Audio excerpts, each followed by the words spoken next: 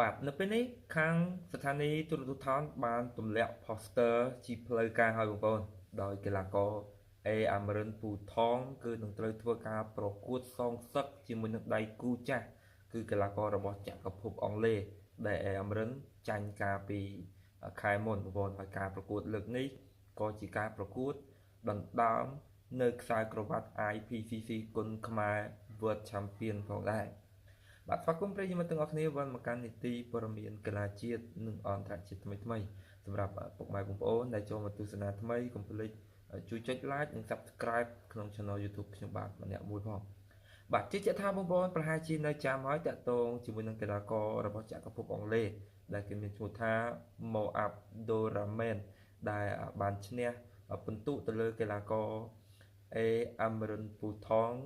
ទាំងតានតឹងបងប្អូនបាទអញ្ចឹងសម្រាប់អ្នកទាំងពីរគឺនឹងត្រូវប៉ះគ្នានាថ្ងៃទី28ខែវិច្ឆិកានេះដែលការប្រកួតរៀបចំឡើងនៅក្នុងសង្វៀន Gainsborough របស់ស្ថានីយ៍ទូរទស្សន៍ថនដែលនឹងរៀបចំនៅលើទឹកដីនៃខេត្តកោះកុងបាទអញ្ចឹងសម្រាប់កីឡាករ Moab Doraman នេះក្រោយពីឈ្នះកីឡាករអេអាមរិនពូថងក៏គាត់មានការប្រកួតមួយផងដែរដែលការប្រកួតនោះគឺគាត់ចូលខ្លួនជំនួសកីឡាករ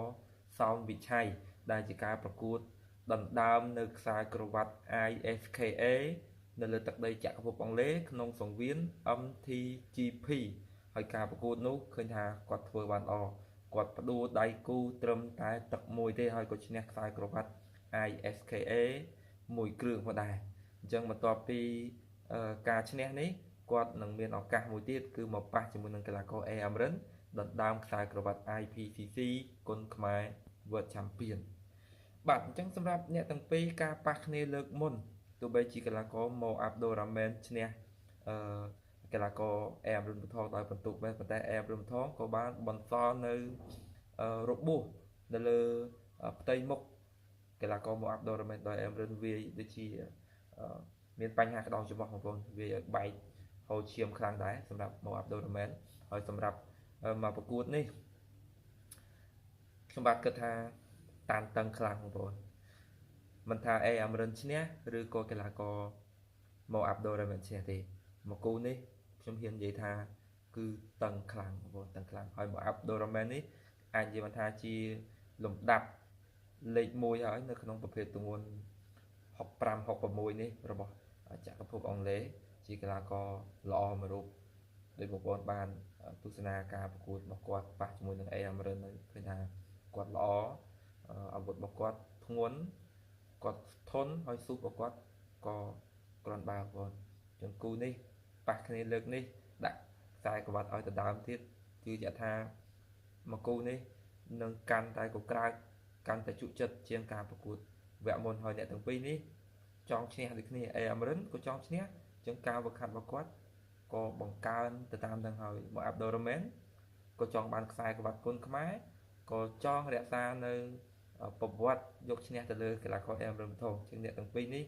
ហាត់ពេញដូចគ្នាបងប្អូនចឹងការប្រកួតនេះនឹងក៏ក្រើកនៅលើទឹកដីខេត្តកោះកុងហើយសម្រាប់បងប្អូន